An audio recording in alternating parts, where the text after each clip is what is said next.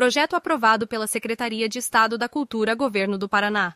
Com recursos da Lei Paulo Gustavo, Ministério da Cultura, Governo Federal. Sejam bem-vindos ao nosso 15º episódio da Armada Academy Podcast, com apoio da locadora Armada Rental. E hoje com a gente, Vini Genaro. E aí, tão Dani? Esperado, tão aguardado. Poxa, que isso, obrigado. Eu que fico muito feliz com o teu convite de me convidar para bater esse papo. Estar entre amigos e falar de cinema não tem coisa melhor. Eu estou muito feliz de estar aqui. Pô, é verdade. E Né? fotógrafo quase de berço. Pois é, quase. Como é que foi essa tua trajetória? Conta um pouquinho quem é Vini Genaro, como que você chegou até aqui. Beleza, Dani. Olha, eu tive o privilégio de nascer numa família onde meu pai e minha mãe começaram a produzir audiovisual nos anos 80. E por ter nascido nessa família, eu reconheço esse privilégio de ter o contato com o cinema desde pequeno. Agora, ser filho de pessoas que trabalham com cinema não te torna um cineasta. Sim, com certeza. Então, mas eu reconheço esse privilégio de ter tido esse contato com o cinema desde muito pequeno. Então, aos 9 anos de idade, eu fui figurante de um filme deles, chamado Oriundi, em 99. Aos 14 anos, eu trabalhei no Cafundó como assistente de produção. 14 anos já se inseriu no... É, Já estava dentro do set. porque na verdade não era bem no set. Eu comecei a trabalhar muito cedo e comecei a trabalhar na parte de produção, assistente de produção. Na verdade, a minha mãe comentava que era tipo um aspone, que é assistente de porra nenhuma, entendeu? Mas assim, eu fazia muito serviço de boy durante a semana, que era assim, pega essa nota, leva para lá, vai no cartório, pega a assinatura de fulano, ciclano, leva isso para o pessoal que está pedindo lá. Fazia Então, todo corre com a documentação. isso, E então, aos finais de semana, eles me levavam no set. E aí foi realmente no Cafundó, num final de semana que eu fui ver, que eu fiquei maravilhado. Eu olhei o Zé Bob operando a câmera, eu olhei aquele bando de gente, aquilo tudo, as luzes, aquela doideira toda, e eu falei, cara, eu quero fazer isso da minha vida, né? E então, eu comecei a trabalhar como assistente de produção, e aos finais de semana eu ia visitar o set. Descobrindo o set, eu descobri a direção de fotografia. E a partir dali eu entendi que eu precisava estudar. Não só estudar, mas trabalhar com gente que já trabalhava com isso, né? E o caminho mais comum para se chegar como fotógrafo na época, digamos assim, né, era passar por essa jornada de assistente de produção, vídeo assiste, segundo assistente de câmera, primeiro, para depois que eu passei por essas profissões, né, eu me senti seguro o suficiente para começar a fotografar. Mas eu passei por esse processo sendo assistente, começando na produção e seguindo esse caminho como vídeo assiste, segundo, primeiro, até hoje que eu tenho a minha equipe, gerencio a equipe como fotógrafo, né? Mas esse background de produção me deu uma base muito boa para entender como funcionava tudo, as questões de todos os departamentos, né? E aí sim eu pude estudar, trabalhar e tive a oportunidade depois de trabalhar com alguns fotógrafos. Então, assim, eu tive a oportunidade de estar e ter o contato com o cinema, que eu reconheço que é um privilégio, porque o cinema ainda assim é uma coisa distante de muitas pessoas. Sim, verdade. É de certo ponto ainda elitista e não é tão democrático quanto a gente pensa e gostaria que fosse. Então foi basicamente isso. Eu sou formado em publicidade e propaganda e logo que eu me formei eu fui para São Paulo e comecei a trabalhar como assistente.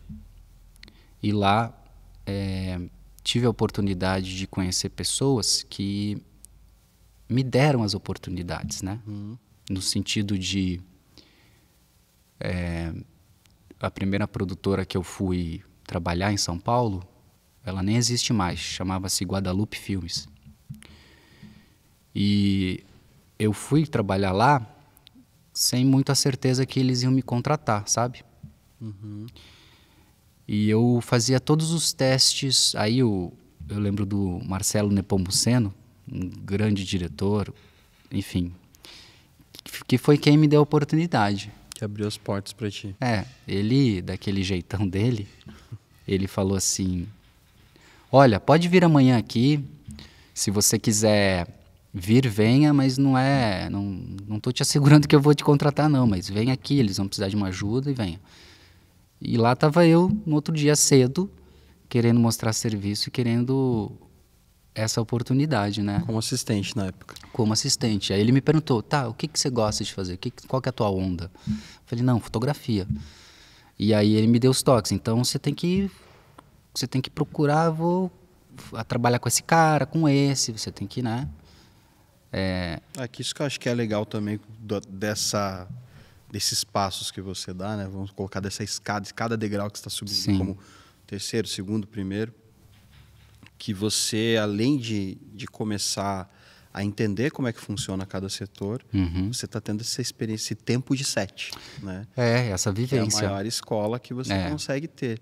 E ainda mais que você vai ter vários fotógrafos diferentes, você começa a ver como cada um trabalha. Exatamente. Qual que é a linguagem de cada um. E como que foi, assim, que você conseguiu, nessa época, trabalhar com vários fotógrafos? Olha, sim e não ao mesmo tempo, porque a gente sabe que fotógrafos mais experientes, eles procuram trabalhar com as mesmas pessoas das quais confiam. E é normal isso, né?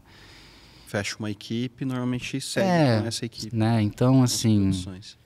Porque o cinema é isso também, são parcerias de vida que você faz. Com os diretores, com os assistentes, com as locadoras. É uma parceria de vida que eu considero assim, sabe? Mas eu realmente tive a oportunidade de trabalhar com os fotógrafos e foi o que você comentou. A gente aprende muito a olhar, a observar e entender como cada um trabalha. E a partir do tempo você vai pegando um pouquinho de cada um, né? Para daí você começar a ter as suas decisões, começa a treinar o seu olhar e começa a pegar essas referências de outros e trazer para sua identidade. Para sua identidade, né? Mas eu acho que assim, você, para conseguir uma identidade fotográfica, você tem que trabalhar a linguagem. Mais até do que técnica. E é isso que eu estou focado hoje em dia em trabalhar e desenvolver.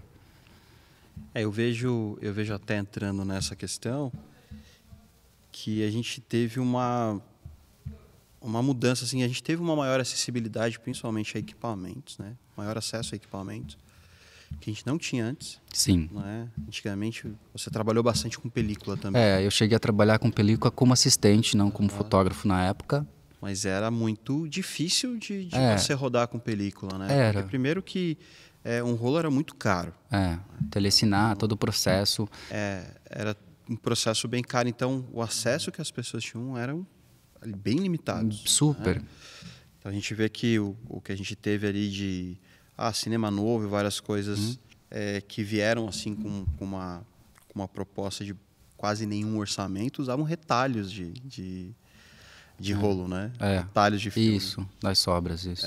Então, hoje a gente já não tem mais essa dificuldade, tem um acesso mais facilitado, mas parece que se perde um pouco dessa identidade. Parece que ficou uma coisa um pouquinho mais plástica, digamos assim, um pouco mais cosmética, né? Tá bonito. Não tem tanta linguagem. Eu digo de uma geração que vem agora, não generalizando, né? Sim, sim. Mas a gente acaba tendo uma preocupação, às vezes, muito mais estética, né? E acaba você não desenvolvendo, porque você acaba tendo muito acesso a várias pessoas fazendo isso na internet. Todo mundo replicando de uma maneira muito parecida, muito similar. Sim. Muito na modinha. E acaba que a linguagem, até mesmo a identidade, né, artística de cada um, acaba meio que ficando de lado. Você tem razão, assim, a tecnologia, depois que veio a 5D, em 2008, foi uma câmera que, pra você ter ideia, eu lembro que a câmera principal era a Red One e a câmera B era 5D. Eu trabalhei com fotógrafos que esse era o setup, né? E assim, realmente a informação se democratizou, assim como a tecnologia também. De contraponto, eu acho que houve também uma uberização do audiovisual. No sentido de que hoje todo mundo comprando uma câmera, um refletor, se pode nomear como um diretor de fotografia. Sim. O que eu acho ruim de certa maneira, porque hoje eu vejo a molecada que está começando está muito mais preocupada o refletor da marca, a potência, os acessórios, do que com o saber por que está fazendo aquilo. Né? Então hoje eles estão preocupados em qual que é o teu mapa de luz, que refletor que você está usando com esse efeito. Quer dizer, essas coisas técnicas, elas são importantes, você tem que dominar elas, você tem que saber.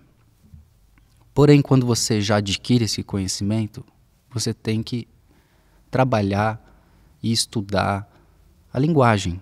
Sim. É o que eu tenho feito e recomendo para os mais novos, assim, porque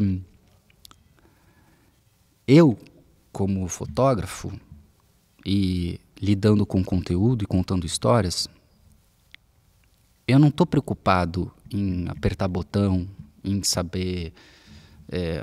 eu preciso saber essas coisas técnicas, eu sei, é necessário, mas eu permito também que a minha equipe faça esse trabalho para mim, de maneira que eu me concentro em outras coisas, eu me preocupo com outras coisas, que vão além de apertar botão e além de saber a técnica do refletor que eu vou usar, como eu gosto de... O meu barato, quando eu pego uma coisa de conteúdo assim, uma narrativa, eu estou preocupado em criar e achar soluções que favoreçam a narrativa do filme, né? Eu não estou preocupado em deixar a cena bonita, porque a cena não é para ser bonita, entende? A cena, se é uma cena suja, escura, violenta, eu vou procurar trazer e pensar em metáforas, em posicionamento de câmera, de qual ponto de vista, de quem que eu estou nessa cena, nessa sequência, qual que é o ponto de vista que eu estou elegendo para a narrativa, ou eu estou preocupado com a metáfora visual que eu posso buscar, como eu vou explicar essa cena de uma maneira inteligente, efetiva, que me leve ao que o diretor quer e ao que a história está trazendo. O que eu estou querendo dizer é desenvolver a linguagem. Eu acho isso muito importante, assim. Entre o que você vê e o que você supõe é onde entra a metáfora. E é nisso que eu estou interessado. Eu estou interessado em entender que se os personagens, quando o personagem aproxima um do outro, pode significar uma coisa. Quando eles se distanciam do outro, significa outra coisa. Quando eu tenho dois personagens de braço cruzado, um de costas para o outro, é uma relação, né? Eu estou preocupado assim, personagens com características mais fortes tendem a trabalhar no centro da sala. Personagens com perfil mais fraco tendem a se distanciar do centro da sala. Uma pessoa andando rápido em direção a outra pode significar agressividade. Então eu estou preocupado com essas coisas, assim, em como dar sentido para a obra, em como desenvolver uma linguagem própria, uma estética própria. Porque essa parte de técnica e refletores, isso eu já sei, isso eu já domino. E o que eu tenho procurado agora é dominar essa outra parte, de linguagem. Porque esse é o barato, assim, como fotógrafo, eu acho. É importante saber as ferramentas, entender? É importante. Mas são só ferramentas. Você tem que entender o porquê você está fazendo isso. Porque tá bonito. Cara, mas o roteiro aqui não está dizendo para ser bonito, né? Essa é uma das coisas que sempre pega. Eu lembro que quando eu estava aprendendo,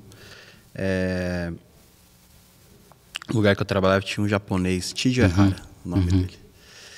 E eu grudei no cara que achava, a composição dele, assim, tudo que ele fazia era muito bonito. Era simples, mas era bonito. Simples, é isso. Aí eu perguntei pra ele, falei, cara, mas, tipo, né, queria aprender mais sobre essa parte mais conceitual, e tal. Ele falou, cara, só precisa responder uma coisa. Por quê? O porquê. Falou, tudo que você for fazer não tem que ter um porquê estético. Exatamente. Tem que ter um motivo. Isso, exato. Ele sempre colocava isso. Você vai fazer esse movimento de pan, de tilt, por que você está fazendo esse movimento? O que você está querendo dizer com isso? Exato. Né? Então, claro que às vezes a gente desenvolve algo nosso, né? A gente tem que transmitir a nossa linguagem, mas ainda mais interpretar e como transmitir a linguagem que o diretor quer. É isso. Aí quando você soma essas duas coisas, né? Sim. Você consegue transcrever quase imageticamente. Realmente, essa galera,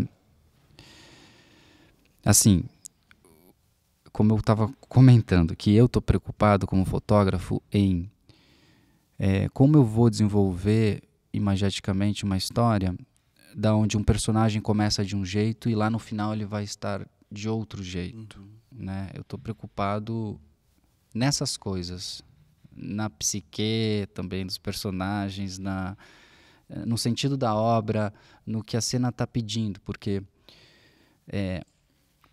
por mais que eu seja um profissional da imagem, o meu trabalho ele começa na palavra. Vem lá no roteiro. Então assim, da maneira como está escrito, a imagem vai ter um comportamento. Né? Então, eu fico atento ao roteiro, digamos assim, aos elementos imagéticos que o próprio roteiro pode ter, pode entregar para você. Se ele vem com uma literatura com detalhes, já falando o sol da manhã, o detalhe disso, daquilo, quer dizer, a literatura, ela é algo muito importante no cinema porque, como eu falei, é a partir dela que vai determinar um comportamento da imagem, a partir do que está escrito. Porque você tem que transmitir isso de alguma maneira, com as ferramentas que a gente tem na fotografia, né? A gente vai ter ali desde a parte da iluminação, composição, né? A gente vai ter toda a parte de movimento, né? Enquadramento, as lentes que você vai usar. Isso. Então, a gente conseguir trazer sentimento, a gente conseguir contar a história e mostrar aquilo que o roteiro, que a palavra está falando, traduzir tudo aquilo para a imagem, né? Não de uma maneira somente estética, mas que conte a história que tem que ser contado, né? Um bom filme, o fotógrafo sai realizado quando falou, cara, cumpriu sua função. Contou a história. Né? Contou a história. Criou uma unidade, que é importante. Você tem que criar alguns parâmetros durante o processo de uma história de 2 horas. Você tem que criar umas condições para manter uma unidade. Né? Mas é isso, entender para que eu estou fazendo isso, para que serve. Não apenas o aspecto estético mais para a narrativa. Então, assim, outra coisa, a questão da motivação que você falou. É verdade, um personagem, o ideal é que ele reaja porque ele está sendo motivado para tal. E com a câmera é a mesma coisa, sabe? O movimento tem muito a ver com emoções e com atitude. A emoção e a atitude podem influenciar o movimento, como o movimento pode influenciar a emoção e a atitude. Então são coisas mais filosóficas, que são nessas coisas que eu estou preocupado, entendeu? Emoção é emoção com movimento, né? Emotion, o nome já diz. Então, as coisas precisam ser motivadas para tal, assim, sabe? Então o ator, para ele agir, ele tem que ter uma motivação. E para a câmera, a mesma coisa. Então, eu acho um exemplo, assim, né, que me vem à mente, um filme até do Alziro, que ele fotografou, e uma vez eu vi ele comentando sobre, que era uma sala, na verdade era um funeral, né? E só que todo mundo estava feliz ali dentro com a morte da pessoa, e tinha uma pessoa que estava triste. Uma única pessoa, uma mulher. Então, ele fez uma iluminação suave, uma iluminação completamente diferente de todas as outras pessoas. Tinha apenas uma luz dura que vinha de cima nessa mulher, que demarcava demarcava todas as marcas de expressão assim, ressaltava tudo e trazia aquele drama com aquela sombra no olho e tal. Então, era muito perceptível, você conseguia entrar dentro do filme, vendo, sentindo o que aquela mulher estava passando, numa questão até meio que de deboche das outras pessoas ao redor, né? E não precisou ter nenhum diálogo, não precisou ter nada. A luz por si só, a fotografia estava contando o sofrimento daquela mulher. Então assim, é isso mesmo, no sentido de a luz, ela não tem que ser vista, ela tem que ser sentida, né? E toda vez que você pega um roteiro, você tem que primeiro fazer essa leitura como telespectador e entender a emoção, o sentimento. Essa cena aqui é uma cena violenta. Ela tem... Você vê a violência, você vê raiva, você tem que identificar essas emoções, porque daí você entendendo a emoção, você vai procurar ferramentas e técnicas para conseguir passar aquilo. Então, toda vez que eu faço a primeira leitura de um roteiro, eu leio como telespectador, sentindo a emoção, identificando a emoção que eu sinto, para depois eu entender e procurar as ferramentas para eu trazer isso para o espectador. E a emoção é uma coisa muito subjetiva, cara. O que você se emociona é diferente do que eu me emociono, muito pelas nossas bagagens, nossa história de vida, né? Os nossos traumas. Então, no cinema, a gente sempre vai procurar trabalhar com um valor de objetivo, que é contar a cena, o que precisa ser contado, mas também ter esse valor emocional, sentimental também na cena. Você tem que ter essas duas coisas na cabeça, assim. Uma coisa é você falar ser objetivo, assim, de uma cena. A cena por si só vai explicar na narrativa o que está acontecendo. Outra coisa é o valor emocional, sentimental dessas cenas. São duas coisas diferentes, entende? E a emoção é uma coisa que vai motivar as pessoas a se identificarem, a chorarem, enfim. E é uma coisa extremamente subjetiva, assim, porque eu vou me emocionar de uma maneira diferente de você. Então a gente está sempre trabalhando com esses valores emocionais também de uma narrativa. E como eu falei, é nisso que eu estou interessado. Eu não estou interessado em apertar botão e saber se o Fresnel vai, porque são ferramentas que a partir delas você vai traçar um caminho e um sentido para a emoção, para a história que está sendo contada, assim. E como que você utiliza dessa... Quando você pega um roteiro, você analisou, você já trouxe, conseguiu fazer essa análise com o sentimento e tudo mais, como que você traça para alcançar esse objetivo, para transparecer isso para o espectador, né? Passar isso imageticamente? Eu acho assim que é um trabalho colaborativo, onde eu vou trazer as minhas interpretações, né? E vou dividir com o diretor. E isso também vai ser dividido com os atores, porque os atores também vão trazer muito. Os atores, eu gosto de daí fazer um ensaio, um reconhecimento do set ali com os atores, porque eles geralmente eles sugerem coisas, né? No sentido que, não, eu penso em fazer assim, porque...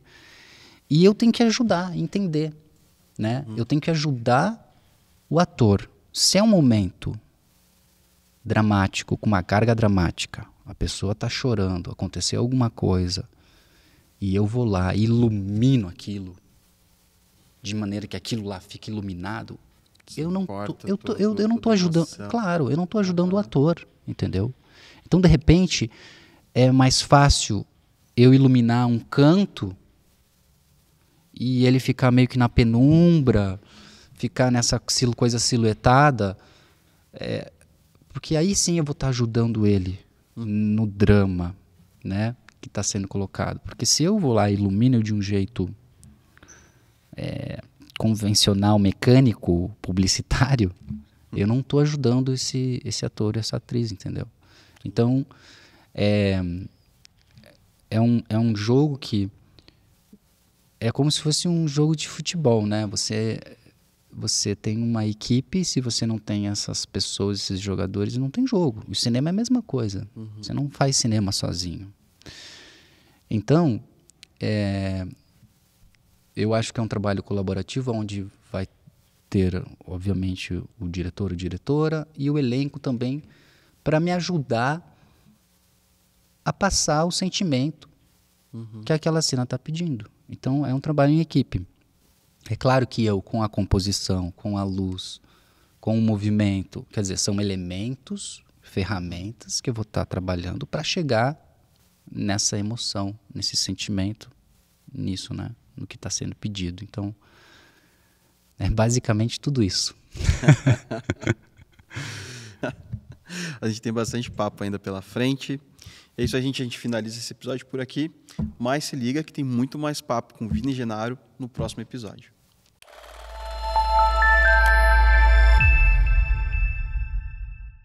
Projeto aprovado pela Secretaria de Estado da Cultura, Governo do Paraná, com recursos da Lei Paulo Gustavo, Ministério da Cultura, Governo Federal.